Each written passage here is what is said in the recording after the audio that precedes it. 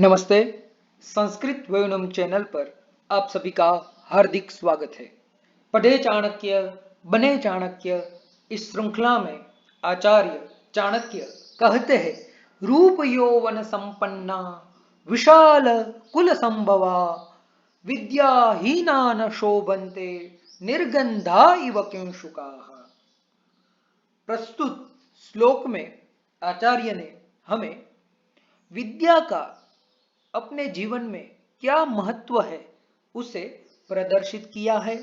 हमने पूर्वोक्त श्लोक में भी देखा था कि हर माता पिता का कर्तव्य है कि वह अपने संतानों को, अपने बच्चों को अच्छी शिक्षा दे। कहा था तभी आचार्य ने पुत्रम विद्या सुयोजित, यानी अपनी संतानों को अच्छे विद्या अध्ययन में संयोजित करना चाहिए, लगाना चाहिए। तो उसी विद्या का महत्व जो है वह आचार्य चाणक्य यहाँ प्रदर्शित करते हैं। और भी काफी सारे ग्रंथों में विद्याओं का महत्व जो है वह प्रतिपादित किया गया है। फिर वह पंचतंत्र हो या फिर हितोपदेश हो या फिर भर्तृहरि कृत नीति शतक हो, सभी में विद्या का यशोगान जो है वह किया गया है। भर्तृहरि कहते हैं, विद्या नाम नरस्य रूपम अधिकम प्रच्छन्न गुप्तम धनम विद्या भोग करी यश सुख करी विद्या गुरूणाम गुरु विद्या राजसु पूज्यते न तो धनम विद्या विहीनः पशु विद्या राजसु पूज्यते न तो धनम विद्या विहीनः पशु। तो इस प्रकार से भर्तृहरि ने भी विद्या की प्रशंसा की है। अन्य श्लोक में भी कहा है, केयूराणि न भूषयन्ति पुरुषम हारान चंद्रोज्वला न स्नानम न विलेपनम न कुसुमम न अलंकृता मूर्धजा वाण्ये का समलंकरोति पुरुषम या संस्कृता धार्यते क्षीयन्ते खलु भूषणानि सततम वाग्भूषणम भूषणम। उसी प्रकार हितोपदेश में भी कहा गया है, विद्या शस्त्रंच शास्त्रंच द्वे विद्ये प्रतिपद्यते आद्या हस्याय वृद्धत्वे। इस प्रकार से काफी सारे ग्रंथों में विद्या का जो महत्व है वह प्रतिपादित किया गया है।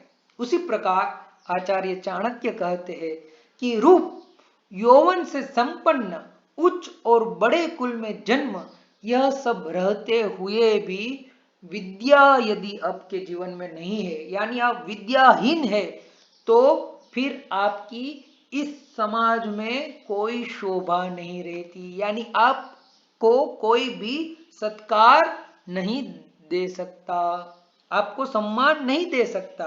यदि आपके पास धन है तो उस धन से, उस अर्थ से आपको सम्मान मिल सकता है, क्योंकि सर्वे गुणा कांचनम आश्रयंती, ऐसा कहा है कि सारे गुण जो है वह कांचन के आश्रित है। यदि आपके पास विद्या नहीं है लेकिन वह कांचन गुण है, धन के बदौलत आपको जो सम्मान, आपको जो आदर प्राप्त होता है वह कुछ ही क्षणों के लिए होते हैं, क्योंकि धन जो है उनका नाश अवश्यम भावी है। क्योंकि धन की तीन ही गति शास्त्रों में बताई गई है, या तो दान करो, या तो भोग करो, या फिर उसका नाश जो है वह तो होने ही वाला है। लेकिन विद्या रूपी धन वह ऐसा धन है, वह कभी भी नष्ट नहीं होता। व्यये कृते वर्धत एव नित्यम। यदि धन का व्यय किया जाए तो वह धन जो है वह तो नष्ट प्राय होता है, लेकिन विद्या, नॉलेज, वह एक ऐसा धन है, ज्ञान एक ऐसा धन है कि जिनका यदि व्यय किया जाए फिर भी वह धन बढ़ता ही रहता है। इसीलिए आचार्य कहते हैं कि आपको अच्छा रूप प्राप्त हुआ हो, युवा अवस्था हो, यह सारी चीजें चली जाएगी, क्योंकि रूप जो है वह भी वृद्धावस्था में और युवा अवस्था में नष्ट हो जाएगा। अच्छा कुल में आपका जन्म प्राप्त हुआ हो, आपके दादा ने, आपके पिता ने कुछ अच्छे कर्म किए हो, अच्छे ज्ञानी हो, अच्छे धनी हो, फिर भी यदि आपके पास विद्या नहीं है तो आपका कुल भी कोई आगे जाके मान्य नहीं रखेगा, सिवाय के विद्या।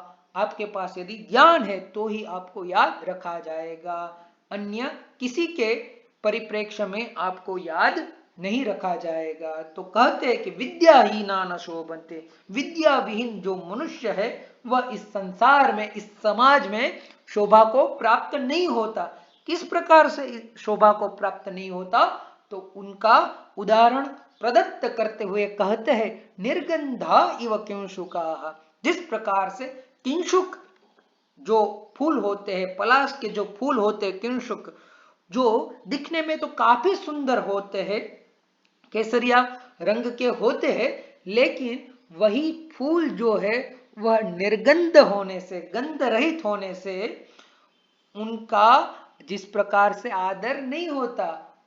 हर कोई व्यक्ति जो है वह अपने पास सुगंधी ही फूल रखना चाहेगा। इसी प्रकार आपके जीवन में भी विद्या रूपी फूल की, ज्ञान रूपी फूल की यदि सुगंध नहीं आती, आपके पास से कोई दो बातें नहीं प्राप्त नहीं कर सकता, तो आपकी इस समाज में किंशुक के फूल के समान स्थिति है।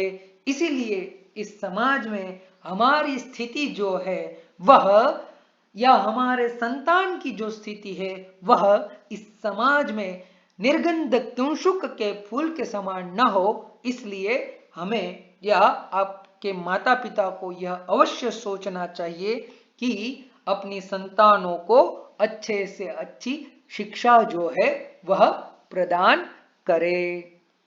अस्तु।